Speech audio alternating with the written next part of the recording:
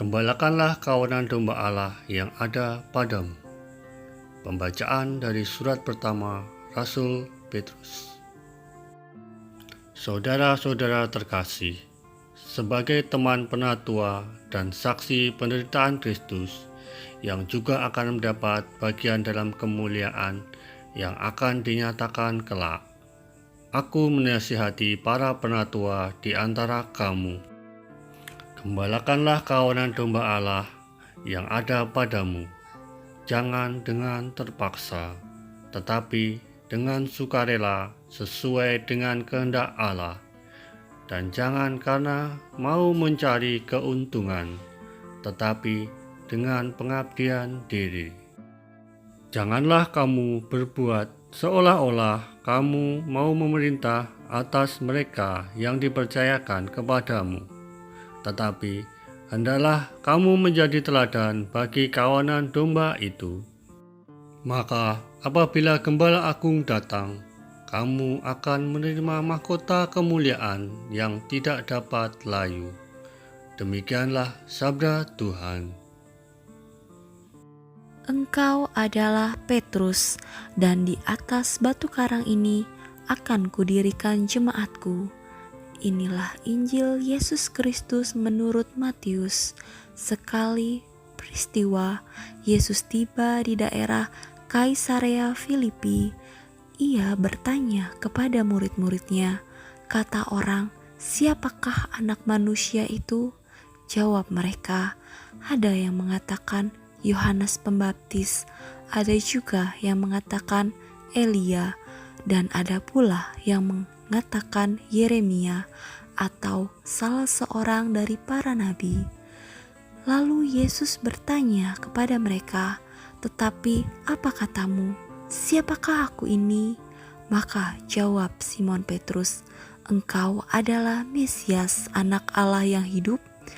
Kata Yesus kepadanya, "Berbahagialah engkau Simon bin Yunus, sebab bukan manusia yang menyatakan itu kepadamu, melainkan Bapa-Ku yang di surga. Dan aku pun berkata kepadamu, engkau adalah Petrus, dan di atas batu karang ini aku akan mendirikan jemaatku, dan alam maut tidak akan menguasainya. Kepadamu akan kuberikan kunci kerajaan surga. Apa yang kau ikat di dunia ini akan terikat di surga, dan apa yang kau lepaskan di dunia ini akan terlepas di surga." Demikianlah Injil Tuhan. Pembacaan renungan.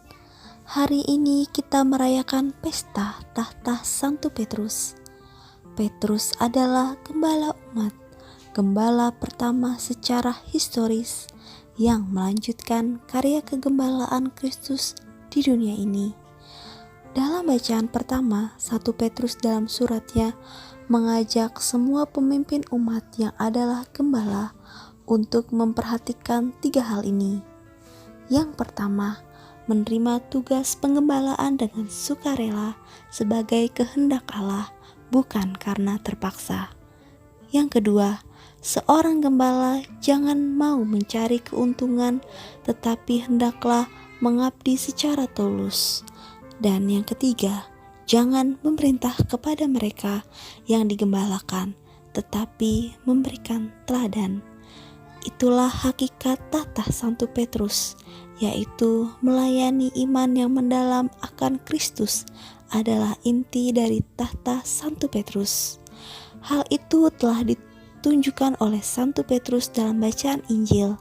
Dia yang mewakili para rasul mengetahui siapa sebenarnya Kristus. Engkaulah adalah Mesias, Anak Allah yang hidup. Hal itu diperhitungkan oleh Yesus sebagai kata-kata yang dikatakan Bapanya kepada Petrus. Setiap kita adalah gembala, minimal gembala atas diri kita sendiri dan orang terdekat di sekitar kita. Tahta kegembalaan adalah hati yang jujur dan mau melayani dalam segala situasi dan dalam segala bidang. Semoga kita pun menjadi domba yang mau digembalai, menjadi gembalaan domba yang baik berakar pada pengenalan yang benar akan diri Yesus Kristus seperti yang dilakukan Santo Petrus. Marilah kita berdoa.